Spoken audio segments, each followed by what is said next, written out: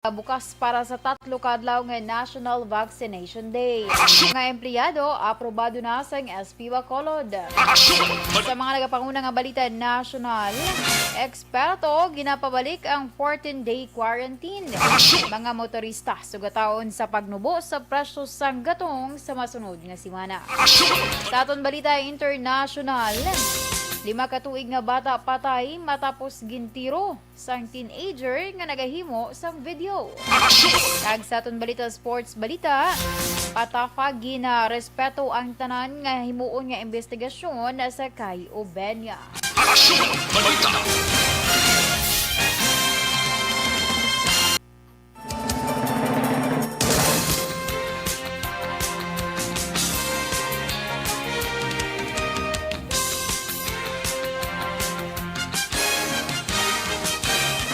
Aksyon Radio Philippine Standard Time, alas 5:47 kagkaron sa detalya sa ngaton mga nagapanguna nga balita lokal.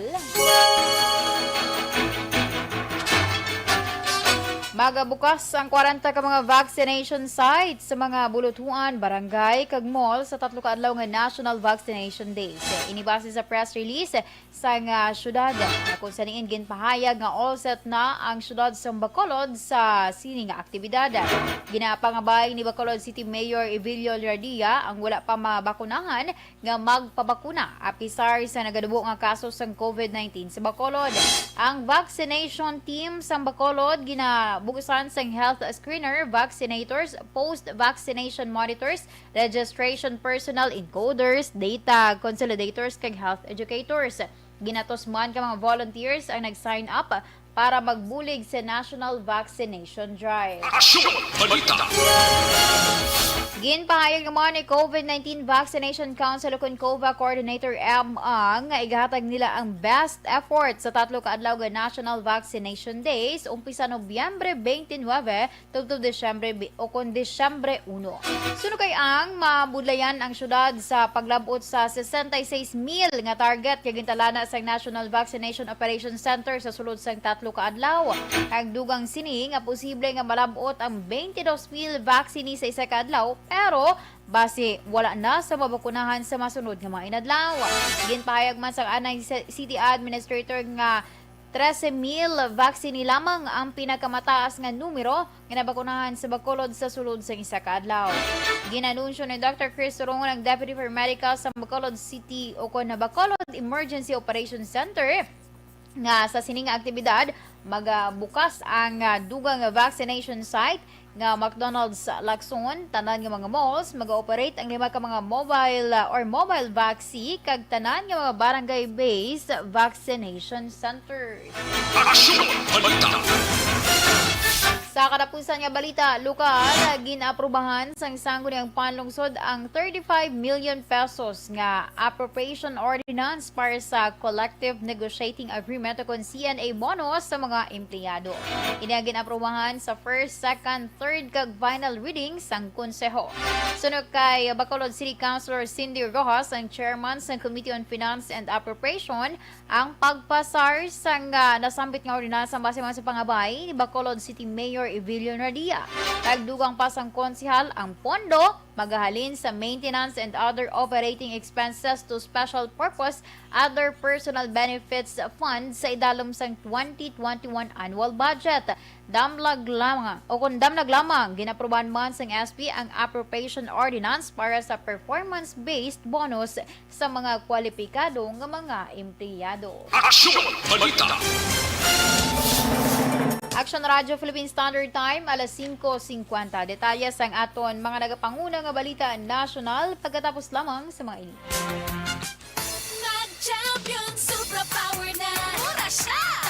Bangod sa pamahog sing COVID-19 pandemic, madamo sing kompanya kag local government unit ang nagpatuman sang work from home sa ilang mga empleyado. Naga-work from home kung naka-close contact sa nagpositibo sa virus o kung mismo nagpositibo sa COVID-19. Madamo sang benepisyo ang mahatag sang work from home, pero hindi naton malikawan nga ma-bored kag ma-stress bangod sa sini nga setup sa masobra na isa ka tuig nga pagpakiaway sa COVID-19. Base sa pagtuon sa United Nations International Labour Organizations, nagatugas sing stress stress ang tuman niya pag-usasang gadgets kangay sa cellphone kag computer. Gani, iyaring tila kumampos lalong yung action tips sa mga nag-work from home. Una, mag-set up sa workspace sa imong balay sa tuyo nga makafocus sa imong trabaho. Ang workspace ay hindi kinahanglan nga dako ang kwarto, ang importante, komportable ka sa imong trabaho. Matapos ang pila ka oras nga nagapungko ka mag-computer, dapat may tion nga mag-stretching agud malikawan nga ma-strain ang imong likod o konliog. Time management. Maghimo sa imong time schedule kag mga talapuson nga trabaho para mangin organisado. Magkaon sa husto nga tion, labi na ang pamahaw kag pilion mang pagkaon nga maka-boost sa imong memory, concentration kag alertness kaangay sa pumpkin seeds kag dark chocolate. Kung mayara sa mga online meetings, advance na ipahibalo sa imong mga upod sa balay, agud malikawan ang mga disturbo. Ang pigaw nga internet connection ang makatugas sa stress, gani ipreparar ang backup kaangay sa ibang network na may maayong signal para sa mobile data. Take a few breaks. Ini sa tuyo nga hindi ma-drain ang imong brain, maghampang sa imong pet o kung magpumatid sa music. Sa tion nga may concern kag problema, ipabalo sa imong team leader o kung sa boss para masolusyonan.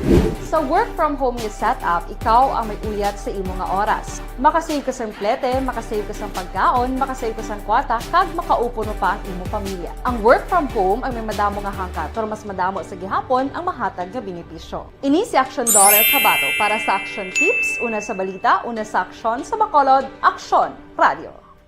Bangod sa pamahog sing COVID-19 pandemic, madamo sing kompanya kag local government unit ang nagpatuman sa work from home sa ilang mga empleyado. Naga-work from home kung naka-close contact sa nagpositibo sa virus o kung mismo nagpositibo sa COVID-19. Madamo sang benepisyo ang mahatag sa work from home, pero hindi naton malikawan nga ma-bored kag ma-stress bangod sa sini nga setup sa masobra na isa ka tuig nga pagpakiaway sa COVID-19. Base sa pagtuon sa United Nations International Labor Organizations, nagatugas sing stress ang tuman niya pag-usasang gadgets kaangay sa cellphone kag computer.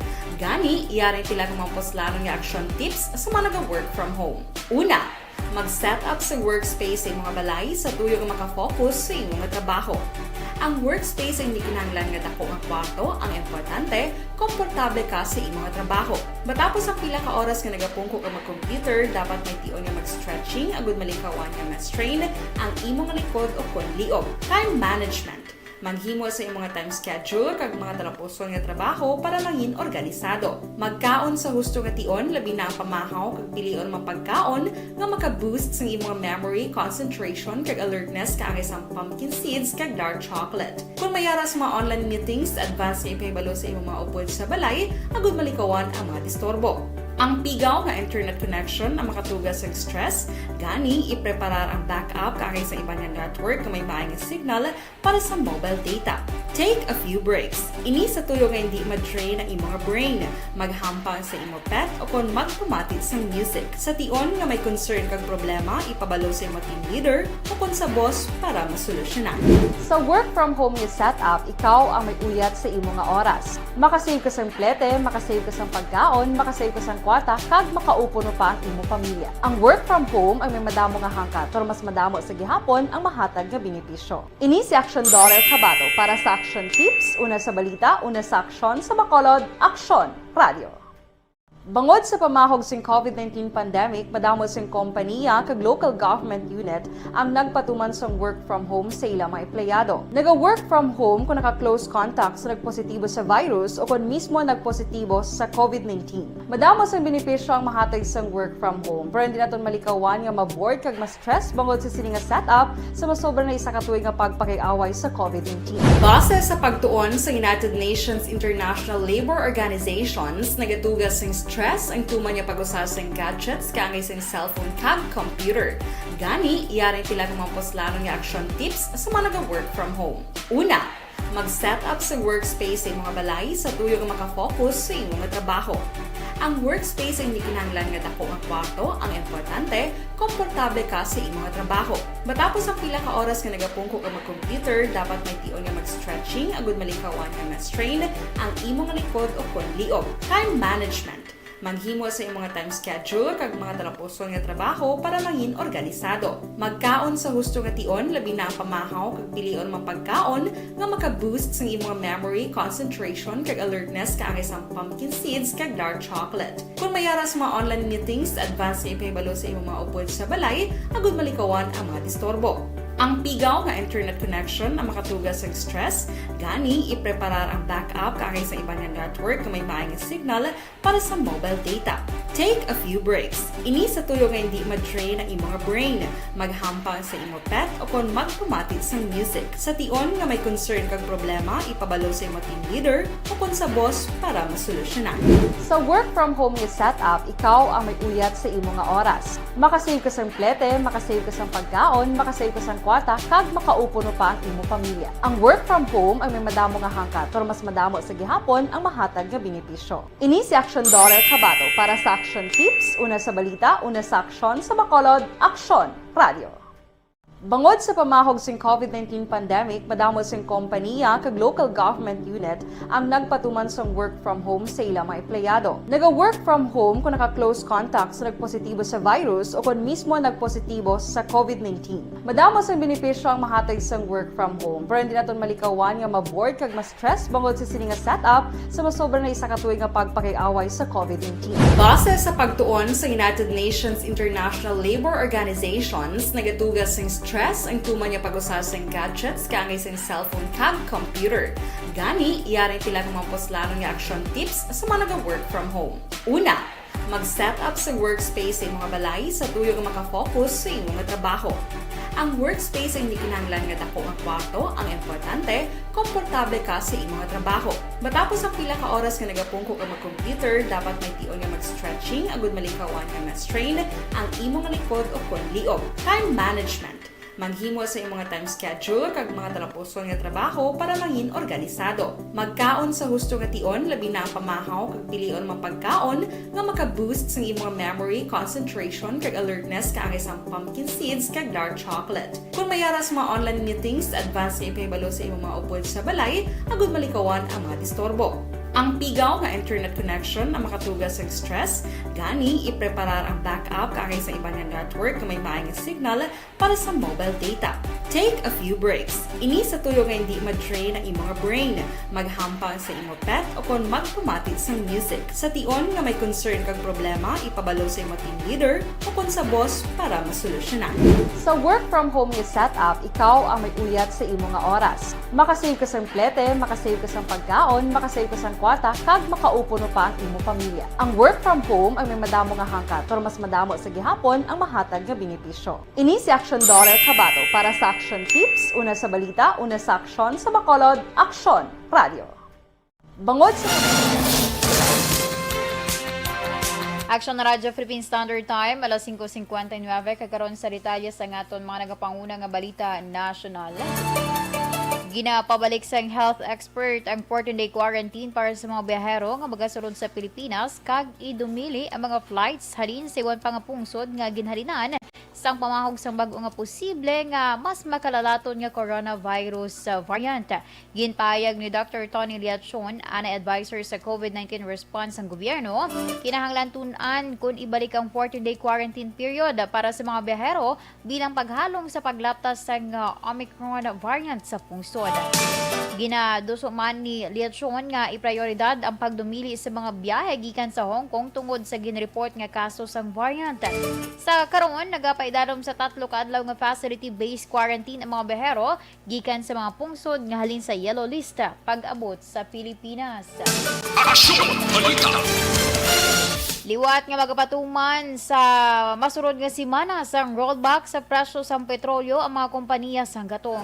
Sa ilang nga forecast ginpahayag sang Uni Oil nga magapanubo ini sang 50 sentimos tubtob 60 sentimos sa kada litro sang diesel, samtang piso tubtob pesos kag 10 sentimos naman sa kada litro sang gasolina.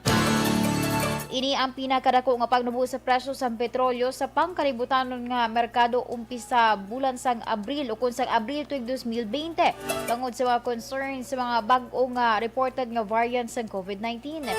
Base man sa datos ng Department of Energy, antes ang pagkambyo sang presyo ang year-to-date nga adjustment ang naglambot sa net increase nga 19 pesos and 20 centimos sa kada litro ini sang gasolina.